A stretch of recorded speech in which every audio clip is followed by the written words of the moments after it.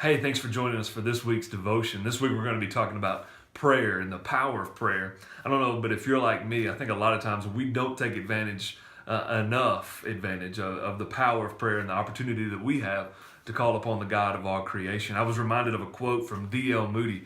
D.L. Moody said, "Next to the wonder of seeing my Savior will be, I think, the wonder that I made so little use of the power of prayer." If D.L. Moody felt like that, I can certainly verify to you today that I feel that way as well. He said that once I see my Savior face to face, that's going to be the greatest wonder that I have. He said, and the next thing I think will probably be how little I use the power of prayer. True for him and true for me, and I would say, if we're honest with one another today, that it's probably a true statement for all of us. We simply do not take advantage of the power of prayer.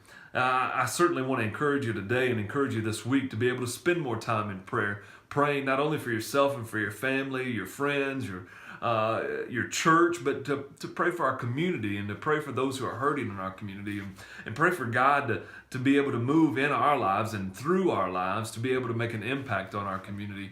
I think of 1 Chronicles chapter 16, verse 11, where it says, "Seek the Lord and his strength. Seek his presence continually."